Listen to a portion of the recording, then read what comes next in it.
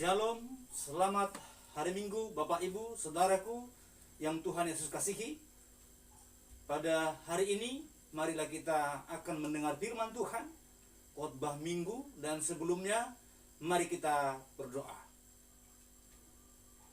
Damai sejahtera yang melampaui segala akal, itulah yang memelihara hati dan pikiranmu dalam Kristus Yesus Tuhan. Amin. Firman Tuhan bagi kita, saya akan bacakan dari Injil Markus pada pasal yang ketiga, ayat 20 sampai dengan ayat yang ke-30. Dengan judul perikop Lembaga Alkitab Indonesia, Yesus dan Beelzebul. Firman Tuhan. Kemudian Yesus masuk ke sebuah rumah. Maka datanglah orang banyak berkerumun pula, sehingga makan pun mereka tidak dapat.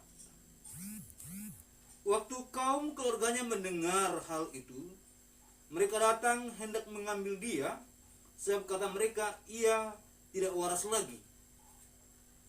Dan ahli-ahli Taurat yang datang dari Yerusalem berkata, ia kerasukan Beelzebul, dan dengan penghulu setan ia mengusir setan.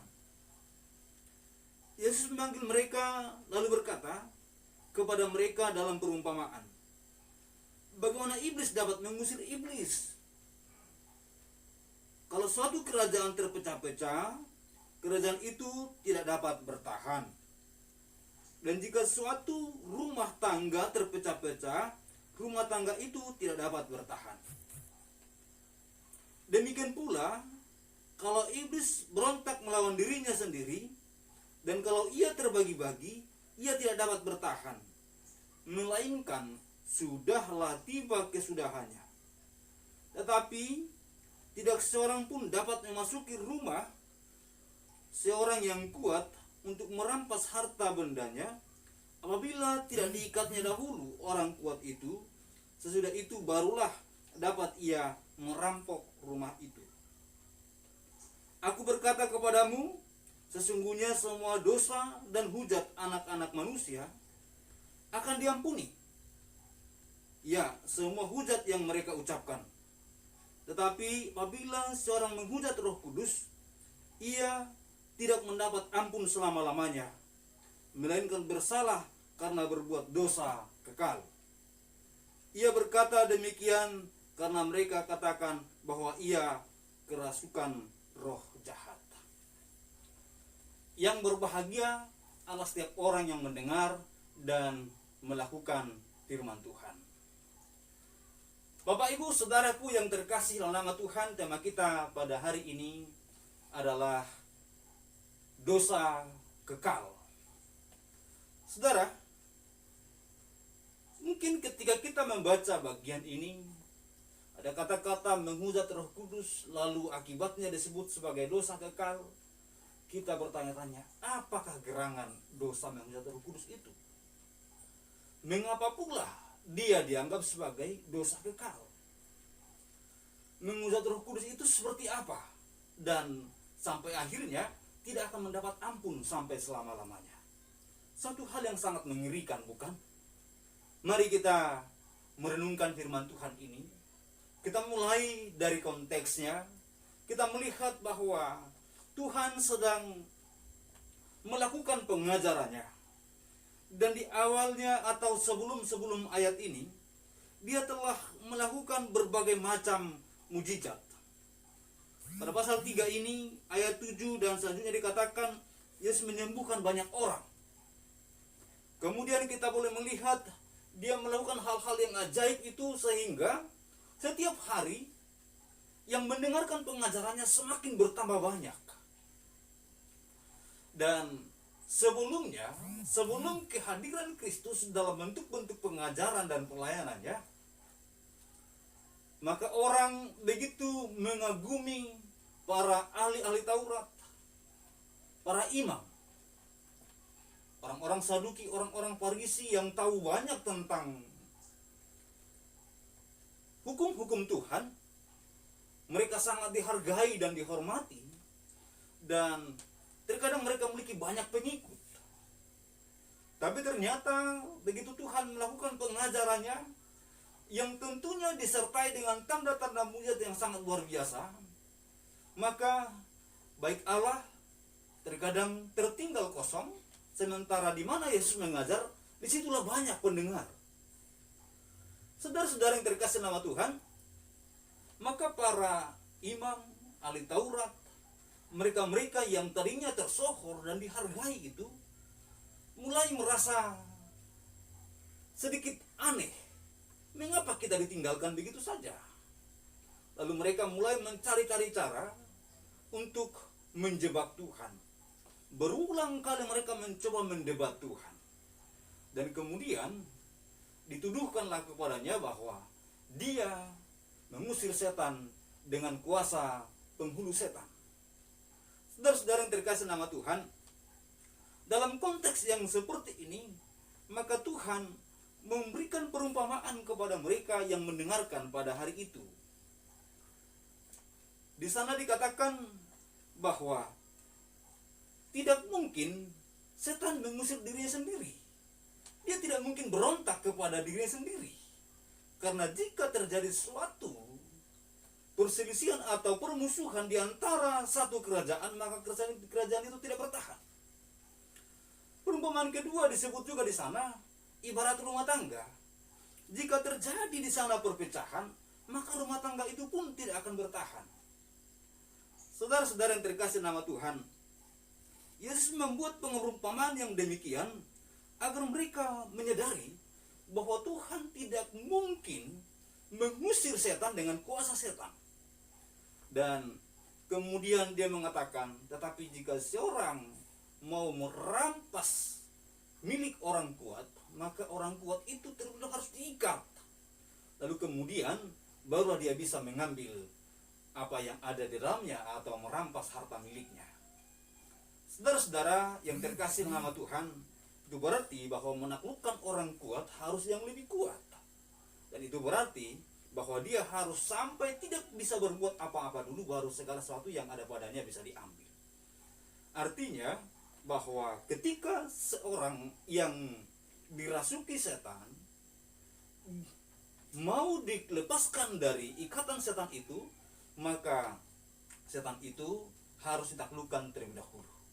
Nah, dan Tuhan Yesus menunjukkan hal yang demikian, bahwa dia lebih berkuasa daripada setan-setan, sehingga dia mampu merampas orang yang telah dikuasai setan untuk dibebaskan. Saudara, itu yang Tuhan sedang sampaikan kepada mereka, bahwa mereka jangan salah berpikir atau menggiring opini orang-orang bahwa Tuhan seolah-olah mengusir setan dengan kuasa setan.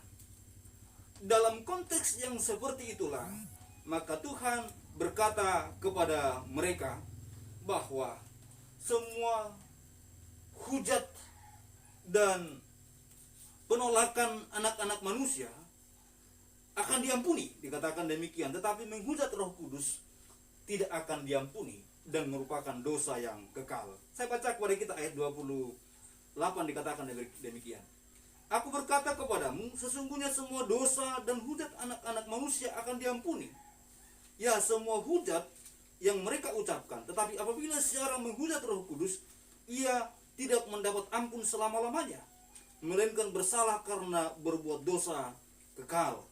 Saudara-saudara, apa yang menjadi hubungan antara hujat yang mereka sampaikan di dalam firman Tuhan? Di dalam Injil Lukas juga dikatakan, yaitu tentang bagaimana Yusuf mendengar bahwa Maria sedang mengandung. Kepadanya juga disampaikan bahwa Maria sedang mengandung dari Roh Kudus. Saudara yang terkasih dalam nama Tuhan, sebagai orang percaya, kita sudah memahami bahwa Kristus sejak kedatangannya ke dunia ini, dia adalah pribadi yang kudus, dipenuhi oleh Roh Kudus. Bahkan ketika dia dalam kandungan, dikatakan bahwa bukan hasil hubungan antara manusia dengan manusia, tetapi adalah dikandung dari Roh Kudus. Dan kemudian setiap kali dia melakukan sesuatu dalam aktivitas pelayanannya, dia selalu disertai oleh Roh Kudus. Dan dia namanya juga adalah Tuhan, memiliki kuasa yang sangat luar biasa. Di dalam pembaptisannya di Sungai Yordan, di sana dikatakan baik Bapa maupun Roh Kudus, dan dia sendiri hadir di tempat itu. Dan burung merpati ada di atas kepalanya, menunjukkan kehadiran Roh Kudus dalam kehidupannya, di dalam seluruh bentuk pelayanannya kelak. Saudara yang terkasih, sehingga ketika orang berkata bahwa dia mengusir atau dia melakukan pelayanan dengan kuasa setan, mengusir setan dengan kuasa setan, maka itu adalah merupakan penghujatan kepada Roh Kudus. Karena sudah jelas sekali, mulai dari kandungan saja, dia sudah dikatakan dikandung, Maria mengandung di dalam Roh Kudus. Artinya bahwa Yesus dikandung oleh Roh Kudus. Dan kemudian di dalam pelayanannya, di dalam pembaptisannya, di dalam kesehariannya, yang namanya Anak Allah yang Maha Tinggi, Yesus Juru Selamat kita, sebagai pribadi yang Maha Kasih, yang merupakan penebus dan Juru Selamat kita, dia yang pernah menjanjikan bahwa dia akan mengirimkan roh penghibur, yaitu Roh Kudus. Itu berarti di dalam konsep Trinitatis, bahwa baik Bapa, Anak, dan Roh Kudus adalah satu. Dengan demikian, ketika mereka menolak bahwa Yesus adalah Tuhan, sama halnya mereka sedang menolak bahwa mereka sedang menolak yang namanya karya Roh Kudus. Dengan demikian, mereka sedang menghujat Roh Kudus. Jelas-jelas bahwa kuasa yang dinyatakan dalam pelayanannya adalah kuasa Roh Kudus. Tapi orang berkata adalah kuasa setan, maka itu adalah menghujat Roh Kudus. Saudara yang terkasih dalam nama Tuhan, betapa pentingnya kita memahami bahwa keselamatan itu adalah karya penebusan Kristus. Tetapi kita juga tidak boleh lupa bahwa yang menyinsapkan kita akan dosa, bahwa itu adalah karya Roh Kudus. Dengan demikian kita mengingat apa yang Tuhan Yesus pesankan, bahwa dia akan mengirimkan roh yang kudus, atau roh penghibur, yang menyinsapkan orang akan dosa. Artinya yang membuat orang sadar bahwa dia butuh Kristus, butuh Juru Selamat untuk pengampunan dosanya. Itu adalah karya Roh Kudus. Tetapi jika roh itu, roh yang kudus itu telah ditolak dan tidak mau mendengar suara Roh Kudus yang mengingatkan bahwa dia butuh Tuhan, bahkan justru yang menolak Tuhan, bahkan menghina, menghujat Tuhan, maka itu adalah dosa yang kekal. Maka itu adalah dosa yang akan membawa dia kepada kematian yang kekal. Saudara yang terkasih dalam nama Tuhan, itulah yang Yesus sampaikan pada bagian ini. Dan semua ini berawal dari suatu kecemburuan yang sangat luar biasa yang dialami oleh para ahli Taurat yang merasa tersingkirkan. Oleh karena itu, kita pun di dalam hidup kita, jauhilah yang namanya kecemburuan yang membabi buta. Sehingga kecemburuan yang demikian kita tidak dapat mengenal lagi mana kebenaran. Kita akhirnya tidak sadar lagi bahwa kita sedang berada di jalan yang salah. Dan pada akhirnya siapa yang dirugikan? Kita sendiri. Oleh karena itu Bapak Ibu saudara-saudara yang terkasih nama Tuhan, kita diingatkan oleh firman Tuhan pada hari ini. Ketika Roh Allah berkarya dalam kehidupan kita, menuntun kita kepada segala kebenarannya, maka jangan kita mengeraskan hati kita, tapi biarlah kita menjadi percaya agar kita pun mendapat keselamatan, mendapat pengampunan. Tetapi jika kita menolak dan menolak, maka kita tidak akan mendapat pengampunan itu, dan akhirnya kematian kekal menjadi bagian kita. Dikatakan pada bagian ini kepada kita, ia berkata demikian karena mereka katakan bahwa ia kerasukan roh jahat. Yesus mengatakan bahwa menghujat Roh Kudus akan menjadi dosa kekal karena mereka mengatakan dia kerasukan roh jahat. Saudara yang terkasih, perumpamaan atau ilustrasi yang Tuhan sampaikan sudah sangat jelas, bahwa jelas apa yang dia lakukan itu tidak mungkin berasal dari si jahat atau si iblis. Tidak mungkin kuasa yang dia miliki itu adalah kuasa yang datang dari Beelzebul. Dan kemudian dia menunjukkan bahwa orang yang menghujat Roh Kudus, orang yang tidak mau menerima kebenaran pelayanan Kristus Tuhan, sama halnya mereka menghujat Roh Kudus, dan itu adalah dosa yang kekal. Tetapi saudara yang terkasih nama Tuhan, kalau kita membaca bagian lain dari kitab Injil Markus, kita akan menemukan pula bahwa di bagian lain mereka juga mempertanyakan tentang kuasa Tuhan, dan seolah-olah Tuhan juga disebut sebagai orang yang memiliki kuasa yang dari Beelzebul. Itu adalah kita boleh temukan di dalam pasal 11 ayat 27 sampai dengan ayat yang ke-33. Dikatakan oleh judul perikop Lembaga Kitab Indonesia, pertanyaan mengenai kuasa Yesus. Dan saudara, jika saudara berkesempatan membacanya, silakan membacanya di rumah. Dan jelas sekali, mereka kembali mempertanyakan tentang kuasa Tuhan. Seolah-olah bahwa dia adalah orang yang melakukan mujizat dengan kuasa-kuasa si jahat. Barangkali hal itu sudah lazim, bahwa jika ada suatu perbuatan yang hebat, maka orang langsung mengklaim orang itu melakukan suatu dosa, yaitu dengan menggunakan kuasa si jahat. Saudara yang terkasih, terkadang melakukan kebaikan dan kebenaran justru ditolak oleh banyak orang. Yesus yang menyembuhkan penyakit justru dianggap salah. Yesus yang menghidupkan yang mati justru dianggap salah, justru dihina, justru diejek dan caci maki. Justru orang yang menghilangkan nyawa orang lain justru mendapatkan pengampunan, seperti Barabas yang adalah pendosa yang sangat luar biasa, tetapi mendapat suatu pengampunan, dibebaskan dengan teriakan orang bahwa mereka memilih dia untuk dibebaskan. Tetapi justru ketika Tuhan melakukan apa yang benar, apa yang baik, ketika dia melakukan suatu mujizat yang sangat luar biasa, ketika dia telah menyembuhkan yang sakit, yang dimana penyakit itu pun tidak tertolong lagi sebelumnya, tapi justru mendapatkan suatu tanggapan yang miring, tanggapan yang negatif.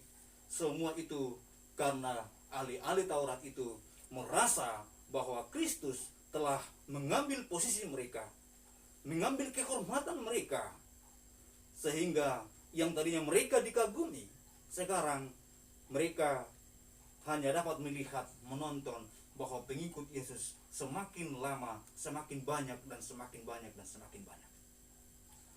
Saudara yang terkasih nama Tuhan, pesannya bagi kita yang pertama adalah bahwa ketika Roh Allah berbicara kepada kita, ketika kita telah membaca firman Tuhan dan mendengarkan firman Tuhan, ada Roh Allah berbicara kuat bagi hati dan pikiran kita untuk kita melakukan kebenarannya. Terima dan jangan pernah menolak. Kemudian ketika saudara, jika ada di antara saudara yang belum percaya, yang belum percaya Yesus juru selamat, dan firman Tuhan telah disampaikan kepada saudara bahwa Yesus juru selamat, jangan menghujat dengan berkata Yesus bukan Tuhan, Yesus bukan juru selamat. Karena dengan hujatan yang seperti itu akan membawa saudara kepada hukuman yang kekal. Sampai saudara mengakui Yesus adalah Tuhan, maka sampai hari itulah saudara baru mendapatkan pengampunan. Tetapi jika ada yang tidak mau percaya dan menolak, itu sama halnya menghujat kepada Roh Kudus.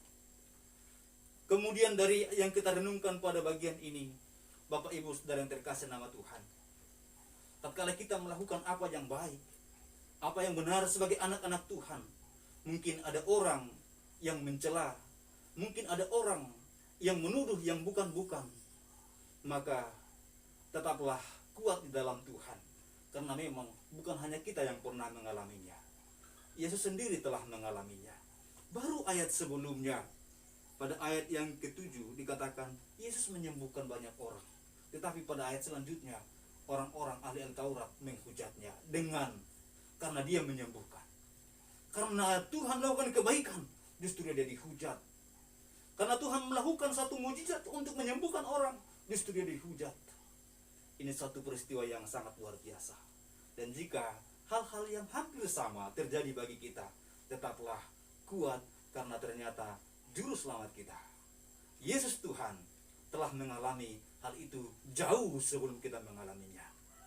Dan jauh lebih hebat tantangan yang dia terima daripada tantangan yang kita terima. Kiranya firman Tuhan pada minggu ini dapat menjadi berkat bagi kita semua, dan kita akan tetap teguh dalam mengiring Tuhan sampai selama-lamanya. Kita berdoa. Terpujilah Engkau ya Bapa atas segala kasih kemurahan-Mu. Pada hari ini kami telah mendengarkan firman Tuhan. Ajarlah kami untuk kami menjadi orang-orang yang mencintai, menghargai dan menghormati Roh-Mu yang kudus. Dan tolonglah kami untuk kami menjadi pelaku kebenaran-Mu.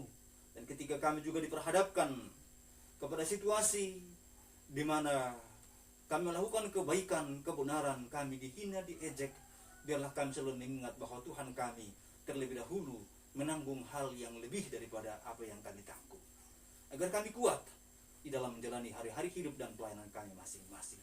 Terima kasih Bapa, terima kasih Tuhan. Dan doa kami kepadamu, berkati kami semua. Sepanjang usbu yang baru ini, biarlah tangan Tuhan menolong, berkati kami semua dimanapun kami berada.